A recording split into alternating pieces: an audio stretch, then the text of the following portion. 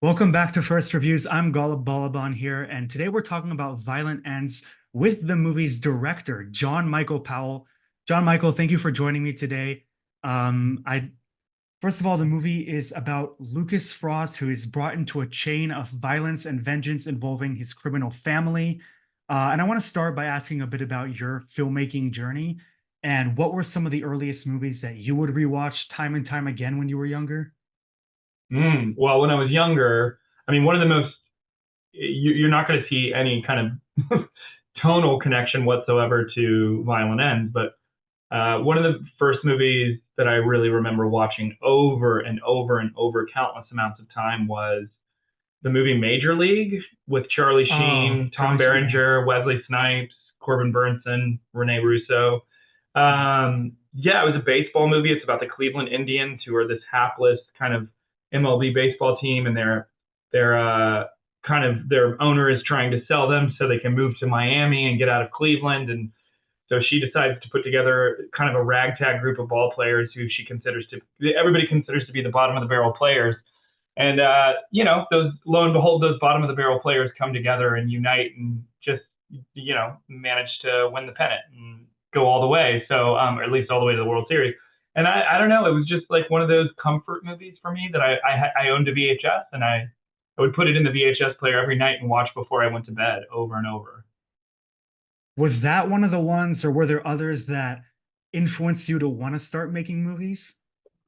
Yeah, I mean, I think I don't think I looked at major. I literally we're talking from like 8 to 12. I was watching that movie every night before I went to bed, and I don't think at that point I ever thought about making movies in that way. I certainly didn't. I didn't become a desire to become a filmmaker until later in life. But I think all those movies that I watched over and over as a kid have really helped paint my taste and my flavor for rhythm and filmmaking in ways. But honestly, the first movie that I saw that really gave me insight into like, or gave me the fire, I should say, to want to go out and make movies was Butch Cassidy and the Sundance Kid. Hmm. I saw a remastered print of that when I was like 17, 18 years old. And I grew up in a very small town in Arkansas. And so, the only movies I was exposed to were whatever I could rent at the VHS store, obviously. But at the movie theaters, it was just a multiplex of, blockbusters that would come out. And so I would see, Jurassic Park and Back to the Future and all those things, which were seminal. But I think when I saw Butch Cassidy and the Sundance Kid, it was the first real independent movie, or the real kind of like a different side of cinema that I'd never seen. And I don't know, it was just inspiring. It was whimsical, but like a Western. It was funny, but like crime and like good guys and bad guys, and it just really captured my imagination in a real way. And I became aware of who George Roy Hill was after that, and started watching all of his movies. And yeah, it was probably around that time, around 18, 19, that I just became more aware of cinema history and the scope of cinema and independent cinema, and it just kind of gave me a real fever for wanting to make movies. Yeah, that's a good one. Anything with Paul Newman I can enjoy, and Redford, It's amazing. rest in peace, was also Ah, wonderful there. the best.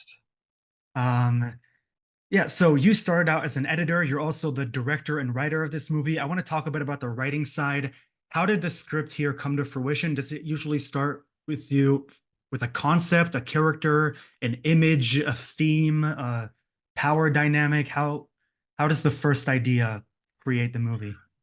I think I always, when I'm writing, I tend to think in concepts, and I always have like the concept or the hook. Okay, like, okay, it's a revenge tale. I know this for this movie, it was very much about the setting. I knew I wanted to tell a story in Arkansas because that's where I'm from. So, I reverse engineered it from that. I also, while I'm either thinking about concept or setting, I'm thinking about theme. I'm thinking about what is the my version of the story that I want to tell. And because for me, the best movies have to have something to say. Um, I can enjoy a movie that doesn't really have anything to say. That's fine. But when I go to write, I tend to have a theme in mind, and it tends to be that I have the concept first. Like I might come up with a story that's like, okay, I want to tell a story about a ragtag crew, flying through space to, rescue a derelict freighter or something. And then, okay, that's a cool concept, but why am I telling the story? What is the story saying? Is it, for Violent Ends, this is a movie that deals quite a bit with masculinity, and different versions of masculinity. It also deals with tribalism, you know, um, the cyclical nature of violence. These are all things that kind of flower out of and germinate from an idea.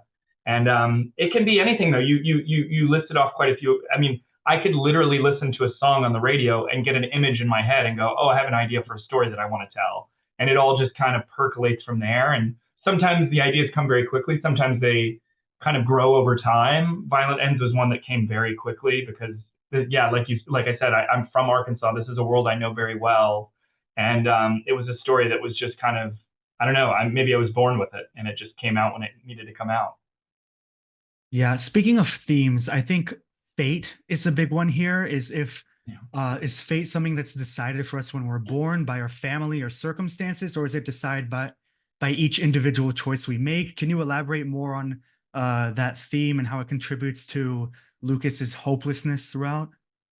Yeah, I mean, fate is a big one for me narratively. I think all my movies, in some way, everything I write deals with fatalism in some way. I mean, obviously, with Violent Ends, you're seeing the nature versus nurture argument here. You're seeing a man who is from a family mired in crime, who has done everything he can within his power to, carve a righteous path for himself and stay away from everything, everything that his family has done, and yet no matter what, um, can never quite get away from his biological, ancestry. It just, and so a lot of the movie deals with, there's this big theme in the movie that deals with the metaphor of a rattlesnake, and it's just like it asks the question, kind of, is the rattlesnake born to bite, or is he actually just born to defend himself?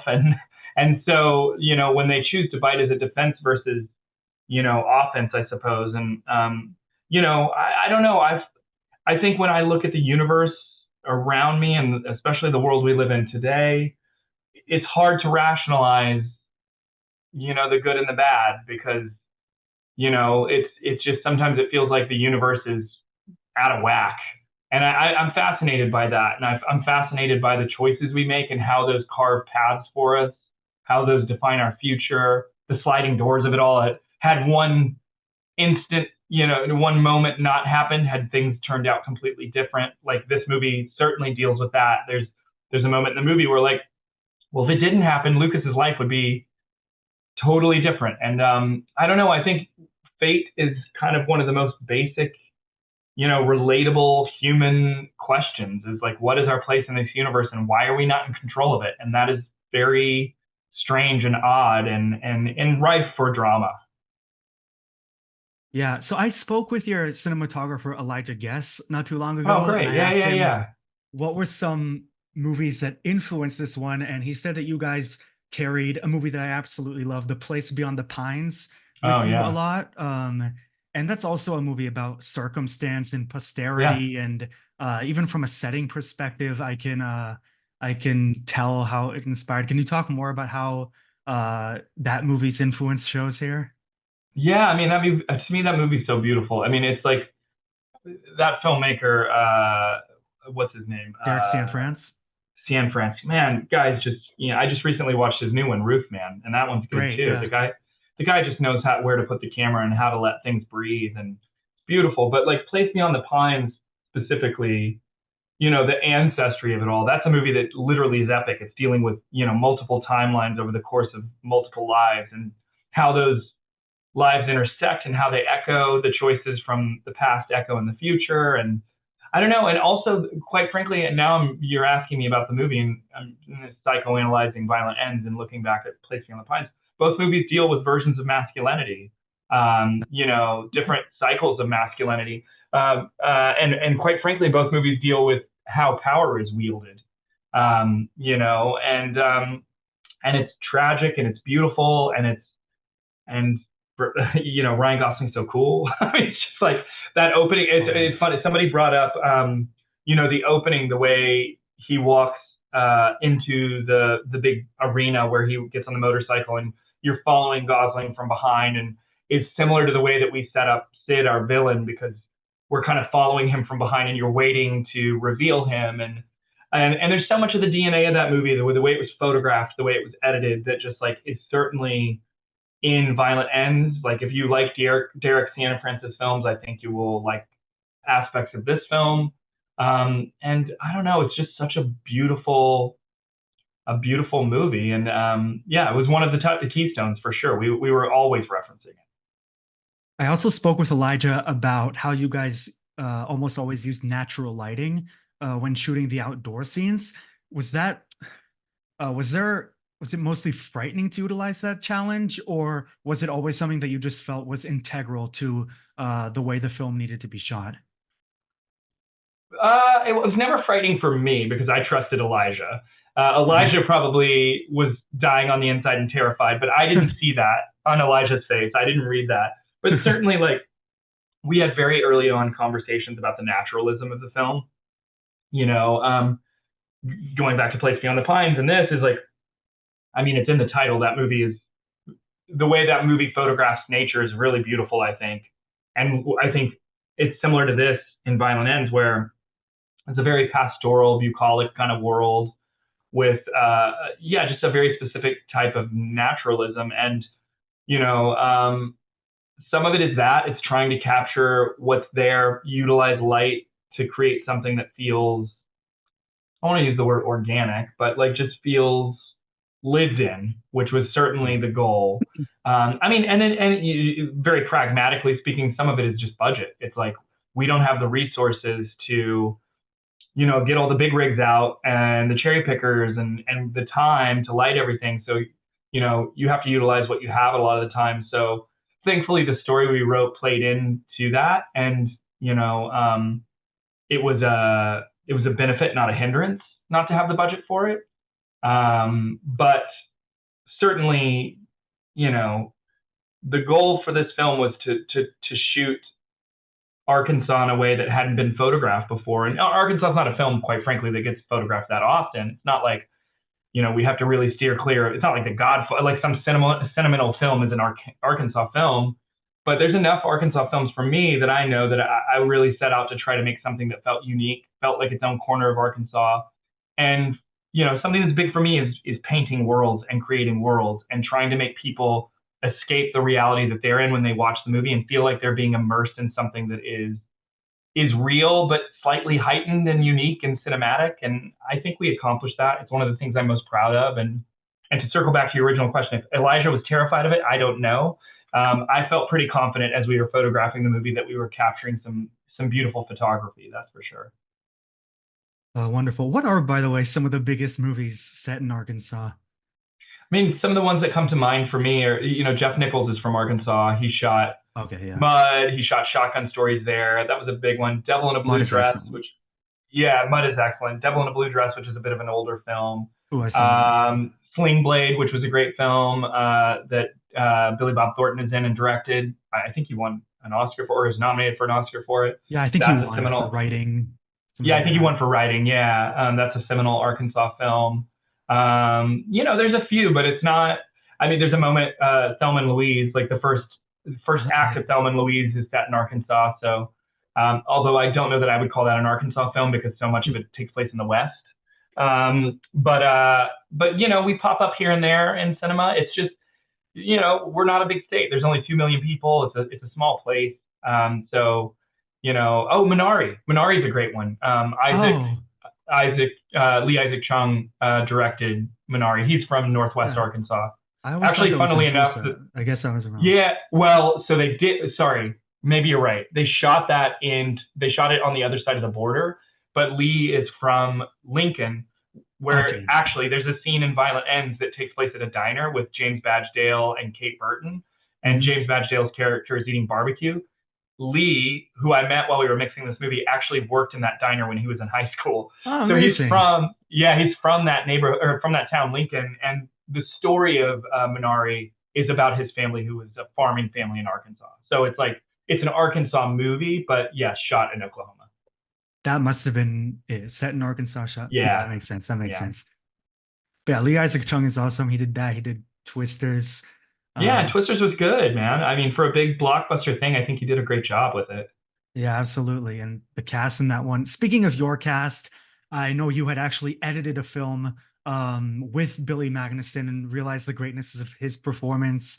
Um, what about him sort of clicked when you were looking for a Lucas? And was he the first actor who came on board? He he might have been the first actor that came on board. It might have been either him or Badge. I can't remember exactly the timing of it. I will say, like, Billy was not. We were talking. We were there were a few actors that we were talking to about the role. When Billy came across our desk and became available, and when that happened, I really leapt at the opportunity to offer Billy the role. Simply because, like, you asked, like, what is it about Billy? The thing about Billy, um, that I think is kind of a lost art these days when it comes to leading male actors in a way is, it used to be there, especially in the era of westerns, where like and quite frankly, this movie is a western in ways.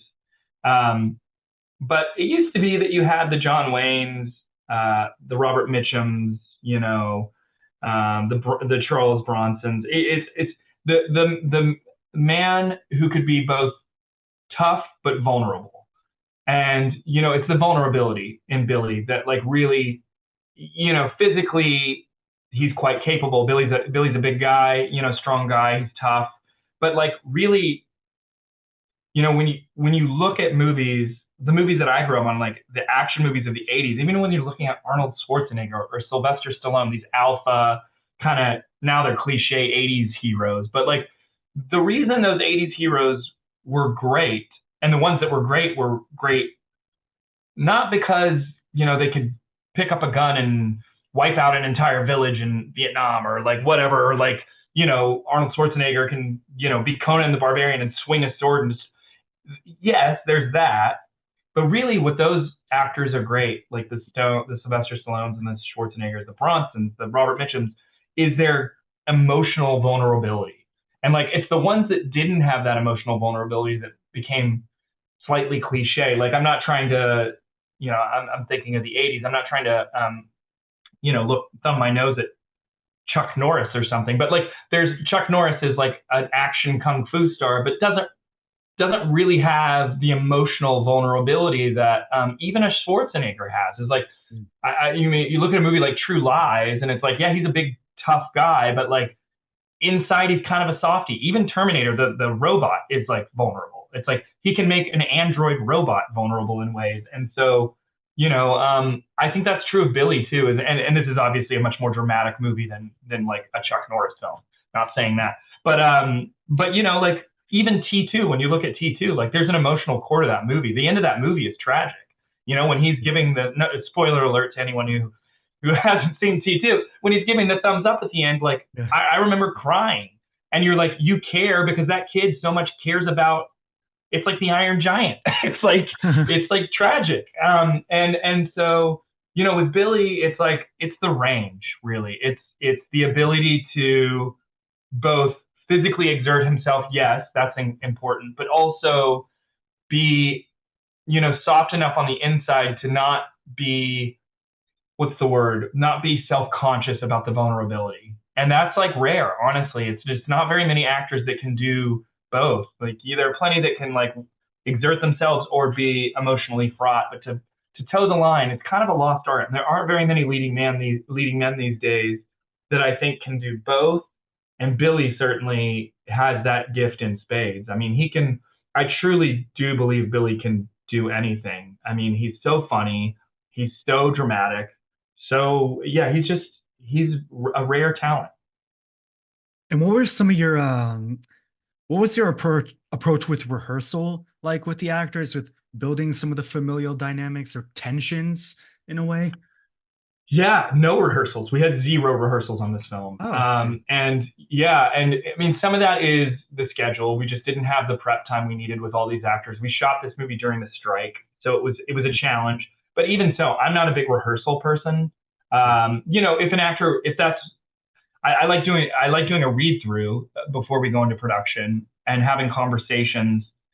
If there are certain, you know, tricks you can play as a director if you're trying to create conflict between two actors. And I was just listening to Logan Lerman talk about his role on Fury yesterday, and he was talking about how when they went into rehearsals, they showed up to rehearse, and he's got Brad Pitt, John Bernthal, Shia LaBeouf, and all these big personalities.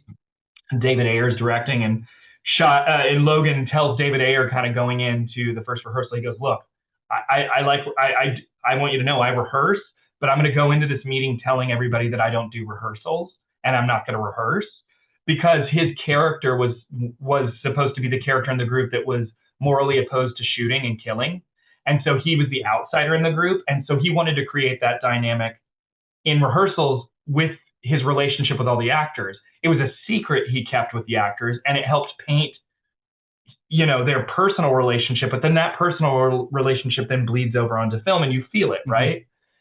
So you can do those things, like if you're that type of filmmaker who's going to be able to kind of create rivalries. The obvious one here is between Billy Magnuson and James Badge Dale because they're the good and the bad guy.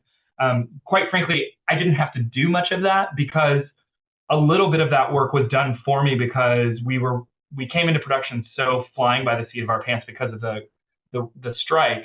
I didn't have time to get any of these actors together. So Badge and Billy, which was quite by design, didn't even meet till the first day they were on camera together. Mm-hmm. So you can feel that. You can feel the tension. Also, I don't know that I've ever told anybody this, but like there was a bit of a power struggle that happened before they ever met, um, over some of the script stuff. And Badge came to me and was a little upset that I made some changes with some dialogue stuff in his scenes because I made the changes at Billy's request and like his notes because Billy was a producer on the movie. But I kind of did it by design to kind of create a little bit of tension between them. And I think Badge owned that and he felt that and he brought it to camera. And obviously by the time we ended shooting, we're all close friends. But like there was a little bit of tension there at the beginning that I think you feel in their scenes, and it's innately there. And like things like that you do. I mean, a lot of it though is I really do think like one of your superpowers as a director that is often never talked about is your ability to um, read people's personalities and understand the right mix of personality types because it's not just who's the best actor, who can say the line. It's also about, it's kind of like you're building, not to get into a sports metaphor, but it's kind of like you're building like a basketball team. And it's like, okay, Major League. well, yeah, like Major League. It's like, okay, we got the ace pitcher. That's great. But, we don't need two big bats. We need the first baseman who can play defense, but also we need the third baseman who's got and it's just about finding the right DNA of the squad that fits together. And some of that is speculative. You only have very little time to figure that out as a director because you're only having brief conversations, but that's kind of got to be one of your superpowers as a director is in a very quick amount of time, you've got to be able to surmise what type of personality types these people are and what's going to push their buttons and what's going to push them to be better performers, etc. It's a really interesting story. It reminded me when you told that Logan Lerman story and the story of them meeting and shooting for the first time. There's that interview Jodie Foster has, and she's asked about like the Silence of the Lambs, and she says, "Yeah, I still haven't Mm. like actually just spoken to Anthony Hopkins all these years later." I can imagine. I Nothing mean, worked. I would The imagine there are film. certain roles that are Yeah. like that, and like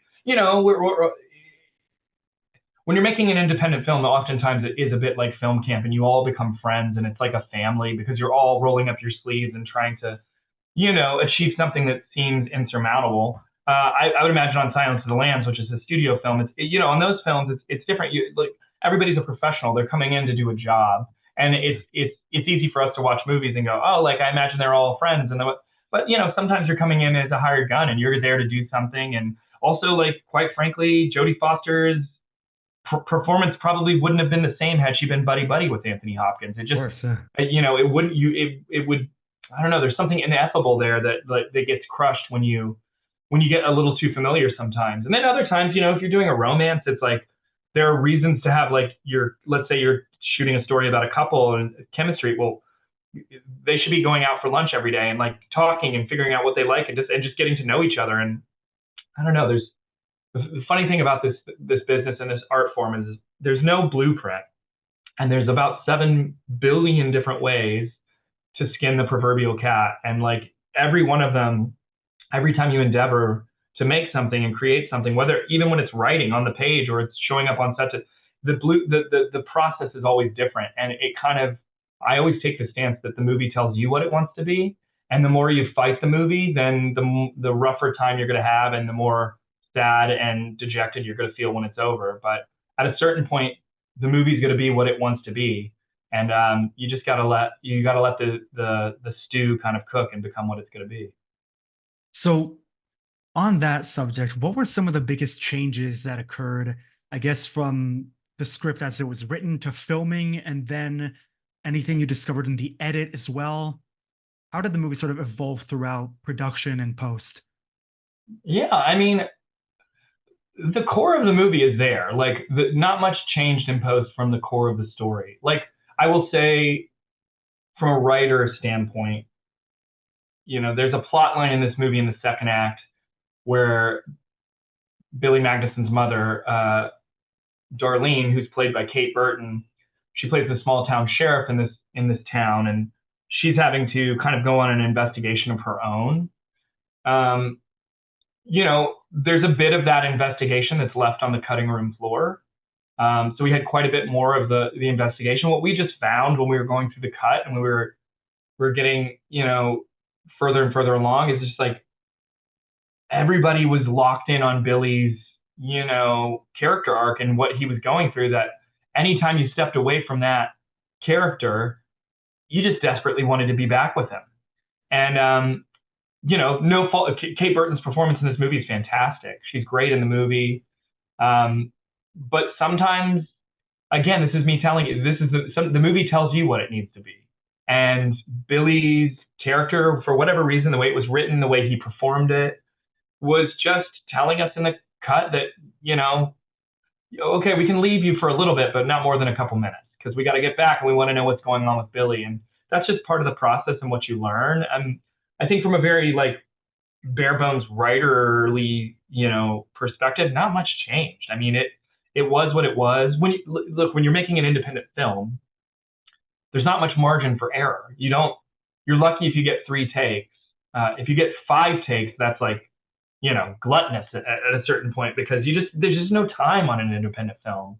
And so, you mentioned earlier that I came up as an editor. That's kind of the thing about being an editor that I bring with me as I step on set as a director, is I kind of know what I want and what I need, and I don't overshoot things. And, when I leave set, I generally have cut the scene in my head, and have kind of reoriented how that scene's going to live in the entire arc of the story. Now, the scene could change on the day. Let's say I show up in the moment and, like, the intent of the scene is one thing, and then as you're on take number 2, you realize, well, this isn't working. For take number 3, we're gonna have to do something totally different. Well, when we do that totally different thing, and then I see it works in my editor brain, I'm going, okay, I'm gonna re-edit the scene, because now, well, it was gonna be from this perspective and it was gonna be about this character, but now I'm realizing the scene really needs to be over here, and it's about, Alex Shipp's character, or, Jared Bankin's character, whatever it is.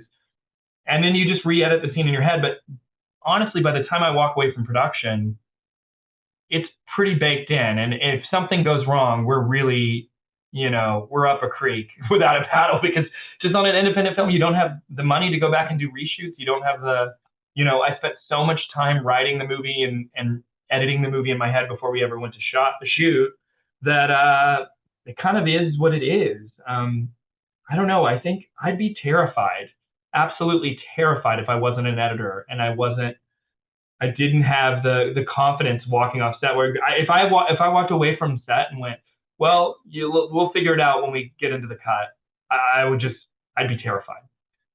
So I'm actually asking myself because I'm an editor as well who does some Oh, filming, cool.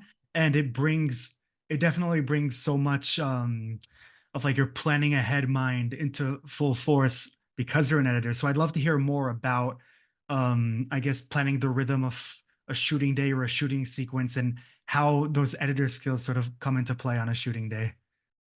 Yeah, I mean, first of all, like I think the thing that is great about being an editor that helps you as a director before you even step on set is, you know this because you're an editor, you're making 7 million choices and you're solving 7 million problems a second because you're visually learning the footage, you're understanding the story, you are decoding the good from the bad in that footage that will service your story, and you're at once writing, you're at once sound editing, you're at once assistant. You're doing all these things all at one time in your brain. That it's kind of like if you do crossword puzzles every day of your life, you're going to get pretty darn good at problem solving and finding the solution to get to the answer, and you're going to get really quick at it. The good thing is like when you're a director, your job is to answer 7 million questions a second. And so when you walk on set as an editor, you're used to problem solving every second of your day because that's what you do. And so you're so well equipped with dealing with the stresses of production.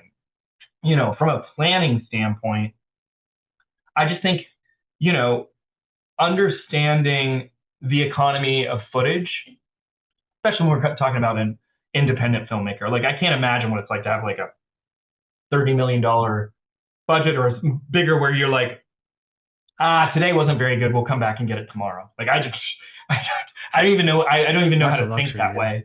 It's such a luxury. And so I'm like, when you're an editor, it's so beneficial to be able to walk in and go, you know what? I know the 4 shots we need. I know exactly what they are. I know how to plan the day around that so that we can be as efficient as we possibly can. Also, should things go wrong, and they will, you're going to be able to re-edit those things in your mind on the fly and have the confidence to let problems happen. And that's actually, I think, something that also doesn't really get talked about as a director is like something that you need to be able to come to grips with is that you're going to have to embrace the challenges and the problems that are going to arise. And again, problem solve and not be afraid that those things are going to slap you in the face 16 times a day. Kind of have to be unflappable as a director and just let things roll off your back. I mean, if you're not, you're just going to have a really rough time. It's going to be really stressful and hard and pressure cooked. But like, if you're an editor, I really do. Anybody who wants to become a director, you should spend time at least cutting your own stuff, preferably cutting for someone else, so that you can just see what it's like to watch them put a scene together, see where they succeed, see where they fail, understand rhythm, and I'm not just talking about like, okay, 4/4. It's like, okay, here's a joke. There's a joke. If we're doing comedy, it's like funny line or funny setup, funny line. I'm talking about 3-dimensional rhythm, what that rhythm means when a character walks across the scene. Let's say a character's walking frame left to frame right. Well, if I'm thinking about the A shot that is going before the shot and the B shot, well, that's going to tell me something about how fast I want the actor to walk across the frame because I'm thinking about the 3-dimensional space of an edit and how that rhythm plays into the rhythm of the scene, the rhythm of the movie. Maybe the rhythm of of a shot that we're shooting in the first act setup. Well, the rhythm of that's going to be very different than a shot we're shooting in the third act. That's the finale. And I'm thinking about 3-dimensional space, how those cuts work together, how shots, stitch together fluidly and seamlessly. And so, gosh, I really just can't think of a more valuable tool to have in your belt as a filmmaker than understanding all of the facets that come along with editing, footage and narrative footage specifically, because it's just, it's just the most valuable tool I have. I would literally not know what to do if I didn't have that ability. And the movie also does a great job of utilizing a variety of whether like angles or there are certain scenes where there's a cut every moment, but there are other scenes where you'd expect it to be a very close-up confrontation, but it's actually uh, Wide. dark, wide, exactly. One scene that really stands out to me is Billy Magnuson making this big romantic gesture to Alexander's Alexander ship, and the Ship. shot kind of just reveals the grandeur of the location in a way. So, how are you sort of deciding when you want to make cuts, when you just want to let the camera reveal the location, or let the dialogue or the setting speak for itself? I mean, it's generally I come in every scene and I kind of have an anchor image that is like when I'm prepping, I also draw quite a bit. So I'll storyboard, but I tend to always have an anchor image for every scene, which is like if the scene had to happen in one shot in like a wide close, it could be anything. It's just like I know going in what that shot is. And the only way I come to the conclusion of what that shot is by really understanding, the intent of the scene. What is the scene trying to say about the character and the story overall? And you just kind of reverse engineer it from there. It's like it's about you're always thinking about audience impact and like where are we putting the audience in, you know, POV is something Elijah Guest, the DP, and I talked about a lot. Every scene we talked about, okay, what is the audience perspective of the scene? Where are they? What are we trying to make them feel? Like for instance, you bring up that scene in the bank at the very early on where he's professing his love to Alexander Ship. There's a scene later on in the movie where it's kind of a confrontation between a small confrontational scene between Billy Magnuson and James Badge Dale's character that happens in a cemetery. And you know, we shot that scene, very intentionally, and there certainly, let's put it this way: if you were making this as a TV series, you wouldn't shoot that scene the same way we shot it, right? We're shooting for a theater screen. We're staying wide in that scene. We're letting the whole scene take place as kind of a tableau, as a painting. If you were on television, your instinct is to get into the close-ups as quickly as you can because in TV you want to be here. It's about the close-ups, but like in that scene, we made the choice. We were like, look, it's kind of a breather scene. So like there's been a really big tension release that just happened prior to this. And we're about to slide into the middle of the movie where it's going to ramp up. And being wide and letting the audience sit there as a spectator to these two guys facing off with each other just feels much more, I don't know, confrontational than if we were cutting into close-ups and getting their like little sneers and kind of eye rolls and stuff like that. And, that comes from knowing what the anchor image is of that scene. And for me, when I thought of that scene, I thought of there's a tree in the background of that scene. That tree is a very metaphorical image for the whole movie and the whole family, and the setting is a metaphor for the family and ancestral violence. And I don't know, knowing what the intent is. You have to go in and know exactly what the intent is of every scene. And then if you do that, then you can put the audience in the right place by placing the camera, where it needs to be to get the most impact. You can. But then, I'm saying this as like, as an independent filmmaker, sometimes you show up and you go, you have that anchor scene and that image, and well, then something happens. The tree falls down. Well, okay, shoot. The anchor image is gone now, and so then you have to. This is where going back to being an editor is so good. It's like you know what the intent of the scene is, and if things go wrong, you can always rely on your editorial your skills to go, okay, if the intent of this scene is to make the audience feel, scared for Billy's life, how can I say that with a different image with what I have around me? And you just, that's like, that's what being an independent filmmaker is just rooting yourself in being pliable and being light and able to kind of dance along with the production while also very firmly understanding the intent of the story you're telling. So I'd like to pick your brain before we wrap up about you as a film lover. Now that I've asked you a lot about your filmmaking process, are there any films or series that have come out this year that have resonated with you particularly? I mean, my favorite movies of the year this year. I haven't watched too many series. I will say, like, there's a few that I need to catch up on. I really want to see what was it was Adolescence, the Netflix Yeah. show. I hear that's spectacular. I love Stephen Graham. I think he's amazing. I want to watch that series. Slow Horses is one I want to watch too. I love I Gary love that one. Oldman. Yeah. Yeah, there's a few that I need to catch up on. I have two kids. It's hard, man. By the end of the day, I'm Yeah, of course. exhausted and I have to work it into my work day. But movies, my favorite movies of the year so far have been, I mean, I really liked, what's the one with, Sophie Thatcher, and, Daniel? Companion. I really enjoyed Yeah. Companion. I thought that was a well-made film. I really enjoyed Weapons as well. I thought that was a well-made film. Both horror, those films kind of live in the same sandbox a little bit. My favorite movie of the year is One Battle After Another. That Same. one Same. very much affected me. I think I saw it 4 or 5 times, honestly, and that one just not to oversell that movie. I mean, the movie's been out for a while, so it's been spoken about, but and everybody knows it's good. But like, I think it's for me probably one of the better movies of the last 10, 15 years. Oh, I I was absolutely very agree. very affected by it. I just saw Hamnet this past weekend. I thought that was a very beautifully made film, not one that I really want to go back and watch right away. It's a very sad film, and as someone who has two young boys, it's a hard watch. Oh yeah. Oh yeah. But goodness gracious, is Jesse Buckley and Paul Mescal just They're unreal in this one. unbelievably talented, and so that one was good. Yeah, I mean, I guess they're kind of cliche. I really want to see the Park Chan Wook film. What's I've the watched one? it. It's very, What's it very called? No, good. I want to see that. So he's so amazing. Yeah, this one's honestly, I think one of his better ones. No other choice. No other choice. I really want to see that one. I'm Yeah. excited to see that. I need to see what's the one with the Scandinavian filmmaker. He did Worst Person in the Is it World, or Sentimental Value? Norwegian I want director? to see, Yeah. Joachim yeah, Trier. Norwegian.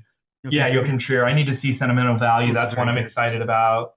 That I need to catch up on. But I don't know. As a filmmaker, I love all different types of movies, highbrow, lowbrow, anything. I will consume everything I possibly can. Right now, oddly enough, my wife, who's not in the entertainment industry at all, she's really on a kick. She loves movies, but she's never watched a lot of the AFI and BFI like top films of all time. So we're going back and we're watching a lot of the classics. Like we watched American Graffiti the other day. We're watching Mm. Chinatown, Some Like It Hot. I'm showing her The Last Picture Show. We're going back and watching a bunch of like old ones, and so I'm kind of going back through and watching a lot of the movies that probably when I was like in my early 20s, I was kind of seeking out and finding, but films that I haven't watched probably in the last 10 years, 11 years, which has been really nice. But yeah, I mean, One Battle After Another is by far and away, I think, the best film Yeah, I've I think seen. it's a So masterpiece as well. I But do yeah, I think too. that's definitely a good strategy. Like, there's a lot of people who are like, I gotta watch all of the IMDb top 250 or like the AFI top 100. Um, Speaking of TV shows, I think this one actually has a lot of thematic parallels with Violent Ends, which is Task, one of my favorite shows of this year. So I I've heard it's definitely recommend fantastic. Yeah. Okay. I need you to. see. That's one I'll put at the top of my list. I've heard because it's Mark Ruffalo, right? Yeah, and there's like Yeah. also the aspect of organized familial crime and like a Mm, small rural-ish town, and also like sympathetic people making very dark choices. I think there's a lot of yeah. parallels there with your movie. Okay. I'll have to check that out. Where's the small place that takes place? Ooh, it's oh my God, this Is is it like the part Rust where Belt? Is it like Appalachia? Is it like ooh, we're give gonna look me it a up? let me remember. I just finished this Tell me. show, so Sorry this to is put you on the embarrassing. spot. No, no, no. Now I want to remember this. I just finished the show, so this is a little bit embarrassing. It's definitely somewhere northern. Philadelphia. Yeah, in Philadelphia. There we go. Okay. So it's like Good. a Good. task Rust. force, and there's like a rivalry between these robbers and a biker gang. That's all I'll say. But it's very, very Okay. Oh, cool. interesting. Yeah. Tom Pelphrey's in it. He's a great He's actor. wonderful in Uh, this. yeah. He's a really, really fantastic actor. Oh, cool. I can't wait to watch that. That looks. Even from the image, I'm like, oh yeah, it looks not too far off from our world. Yeah, absolutely. So when we were talking now, that just popped into my head, and I just recently finished it and loved it. So to wrap up, Cool. where tell our audience where can people watch Violent Ends? Yeah, right now it's available wherever you can rent your movies online. You can find it at Apple, Amazon, Plex. Like it's all over the interwebs. So yeah, wherever you rent your movies, your VOD, it'll be there. And then I think in February it's going to be on Hulu. It'll be coming out soonish. Or actually, sorry, I got that wrong. It's going to be on AMC Plus, and then it will go to Hulu. So it'll have a life. It'll be around. You'll be able to find it. Wonderful. So be on the lookout for Violent Ends. And thank you so much again, John Michael, for your time. Yeah, thank you for having me. I really enjoyed it.